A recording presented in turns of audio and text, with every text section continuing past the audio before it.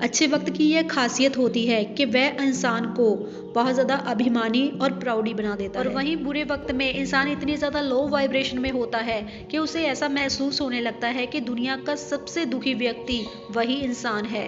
उसे ऐसा महसूस होता है कि दुनिया भर के दुख सिर्फ उसी की झोली में भगवान ने डाल दिए हैं। लेकिन क्या ऐसा पॉसिबल हो सकता है कि इंसान अपने दुख में भी सुखी रह पाए, उसे अपने दुख का एहसास ही ना हो? अगर इंसान को कोई ऐसा मंत्र मिल जाए जिसमें वो अपने दुख में भी सुख का एहसास कर पाए, तब दुनिया का सबसे दुखी व्यक्ति भी खुद को सुखी महसूस कर पाएगा। आज मैं आपको एक छोटी सी कहानी सुनाती हूँ जिसके जरिए आपको ये समझ आएगा कि आप अपने दुख में, अपनी तकलीफ में, अपने कष्ट में कैसे सुख का एहसास ले सकते हैं। आपको ये जानना बहुत ज्यादा जरूरी है कि सुख और दुख जीवन का बहुत ज्यादा अमूल्य हिस्सा है।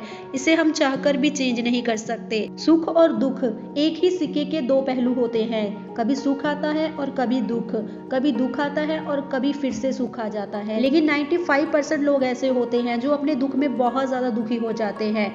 वो इसे समझ ही नहीं पाते कि ये हमारे जीवन का एक हिस्सा है। सुख और दुख आने जाने हैं। लेकिन सिर्फ कुछ लोग ही ऐसे होते हैं जो एक्चुअल में अपने दुख में भी कभी बहुत ज्यादा दुखी नहीं होते और सुख में भी बहुत ज्यादा एक्साइटेड नहीं होते। जो व्यक्ति अपने दुख और सुख में इक्वल रहता है, सामान्य रहता है, एक्चुअल में वही व्यक्ति अपनी लाइफ को अच्छे से एंजॉय कर पाता है। ये कहानी एक किसान की है जो बहुत अमीर था। इसकी बहुत बड़ी फैमिली थी जो इसे बहुत ज़्यादा प्यार भी करती थी। ये अपनी फैमिली के लिए हर कुछ करने के लिए तैयार रहता था। पूरा जीवन इसने अपनी फैमिली के लिए सब कुछ किया, उन्हें खुश रखने के लिए हर संभव कोशिश की। ये किसान अपने पूरे परिवार को ही अपनी दुनिया समझता था, इसीलिए उनके लिए सब कुछ करने के लिए ये हमेशा तैयार रहता था। अपने बारे में ना सोचकर ये अपनी फैमिली के लिए सबसे पहले सोचता था, उनके लिए दिन रात मेहनत करता था। ये व्यक्ति इतना ज़्यादा दयालु था कि अपने साथ साथ और लोगों का भला करने से भी ये कभी पीछे नहीं हटता था। काफी लंबा टाइम ये अपने परिवार के साथ बहुत ही खुशी खुशी रहता रहा। लेकिन एक बार एक ऐसा वक्त आता है जहां इसके परिवार को इससे बिछड़ना पड़ता है। इस किसान के दो बेटे थे जो अपने पिता से बहुत ज्यादा प्यार करते थे। ये किसान भी अपने बेटों से बहुत ज्यादा प्यार करता था। इसने अपना पूरा जीवन ही अपने बेटों के लिए, अपने परिवार के लिए समर्पित कर दिया था। कभी भी अपने लिए कुछ नहीं रखा, अपने लिए कभी नहीं सोचा। इस किसान ने अपना पूरा जीवन इस उम्मीद में ही बिता दिया कि जब ये बूढ़ा हो जाएगा तब इसके बेटे इसे संभालेंगे, इसकी सेवा करेंगे और इसका बुढ़ापे का सहारा बनेंगे। लेकिन इस किसान की उम्मीदें टूट गई जब इसे पता चलता है कि इसके दोनों बेटे शहर में जाकर अपना जीवन व्यतीत करना चाहते हैं, क्योंकि अब इनके बच्चे हो गए थे और इन दोनों बेटों की बहुएं भी यही चाहती थी कि वो शहर में जाकर अपना जीवन व्यतीत करें, क्योंकि वो अपने जीवन को बहुत ही अच्छे तरीके से जीना चाहते थे, जो गाँव में उन्हें लगता था कि पॉसिबल नहीं है।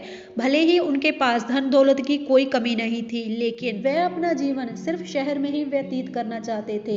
अब ये किसान बहुत ज्यादा दुखी हो गया था, क्योंकि इसकी पत्नी तो पहले ही गुजर चुकी थी, इसीलिए ये अकेला रहने का सोच भी नहीं सकता था। इस किसान को अपने गांव से बहुत ज्यादा लगाव था, इसीलिए वह गांव छोड़कर किसी भी हालत में शहर नहीं जाना चाहता था। इसके बेटे और बहुओं ने इसे कहा भी कि आप हमारे साथ शहर चल सकते हैं, लेकिन इसने मना कर दिया। पर अंदर ही अंदर ये बहुत ही दुखी महसूस कर रहा था। इसे ऐसा लग रहा था कि इसने अपना पूरा जीवन अपने बच्चों के लिए समर्पित कर दिया, लेकिन इसके बच्चे इसे आज छोड़ के जाने की बात कर रहे हैं, जो इसे बहुत ज्यादा तकलीफ दे रहा था।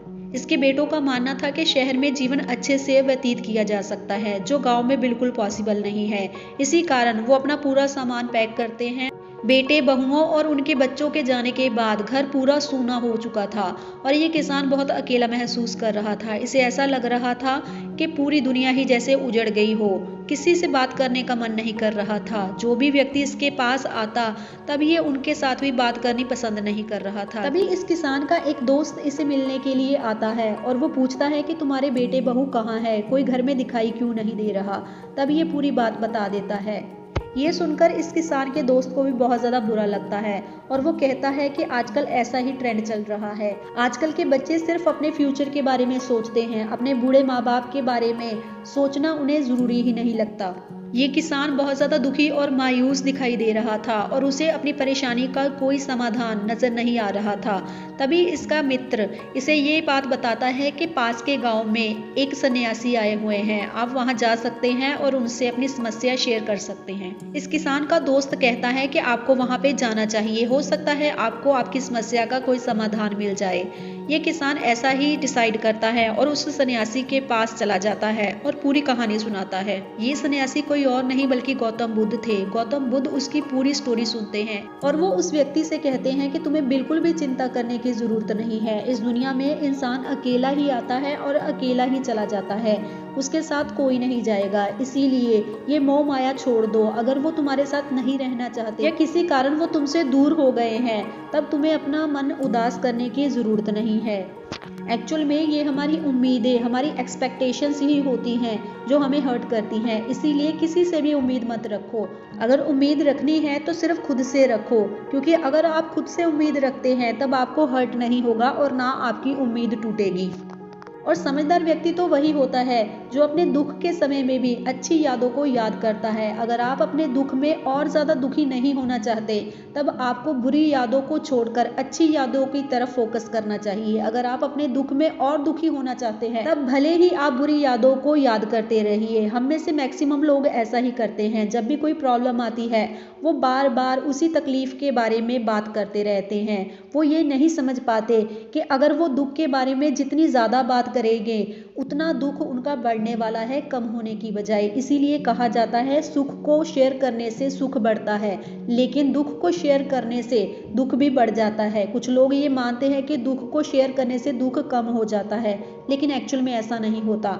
अगर हम दुखी हैं और बार बार हम दुख की बातें करते जा रहे हैं, तब हम सुखी कैसे हो सकते हैं। इसीलिए दुख में अगर आप दुखी नहीं होना चाहते, आपको सुख के बारे में ही सोचना चाहिए, आपको अच्छी चीजें ही याद करनी चाहिए। जो व्यक्ति अपने दुख में सुख ढूंढ लेता है, एक्चुअल में वो परम ज्ञानी होता है। बहुत से लोग तो इतना ज्यादा नेगेटिव होते हैं कि उनकी अच्छी भली लाइफ चल रही होती है, लेकिन वो और लोगों को देखकर ऐसा महसूस करने लगते हैं कि हमारी लाइफ अच्छी नहीं चल रही। वह अपनी लाइफ में बहुत ज्यादा ग्रोथ कर रहे हैं और वहीं हम इतनी बुरी लाइफ जी रहे हैं, क्योंकि वह अपना कंपैरिजन सिर्फ पैसों से कर रहे होते हैं। उन्हें ऐसा लगता है कि जो लोग प्रोफेशनली बहुत ज़्यादा ग्रो कर चुके हैं, वो एक्चुअल में बहुत ज़्यादा खुश है, लेकिन रियलिटी तो कुछ और होती है। जिस व्यक्ति के पास भले ही पैसा नहीं है, लेकिन उसके पास सब्र है, उसके पास संतोष है, सेटिस्फेक्शन है, एक्चुअल में वही व्यक्ति दुनिया का सबसे धनी व्यक्ति होता है। इसीलिए किसी और से उम्मीद बांध कर रखने से बेहतर है आप खुद से उम्मीद लगाइए। किसी और को देखकर दुखी होने से बेहतर है आप अपने जीवन को अच्छे से व्यतीत कीजिए। यही आपकी लाइफ का मूल्य मंत्र है, क्योंकि समय कभी भी एक जैसा नहीं रहता। समय का खेल चलता रहता है। आज समय अच्छा है तो कल बुरा होगा, अगर आज बुरा है तो कल अच्छा होगा। ऐसे ही चलता रहता है और आपको कभी भी अपने दुख में बहुत ज़्यादा दुखी नहीं होना। अपने दुख में भी खुद को कंट्रोल रखना है, सेटिस्फाई रखना है, तभी आप अपने जीवन में अच्छा महसूस कर पाएंगे। गाइस, अगर वीडियो अच्छी लगी हो तो वीडियो को लाइक करके चैनल को सब्सक्राइब जरूर कर लीजिए, ऐसी ही और अमेजिंग वीडियोस के लिए। मैं मिलती हूँ नेक्स्ट वीडियो में, तब तक के लिए goodbye and thanks for watching.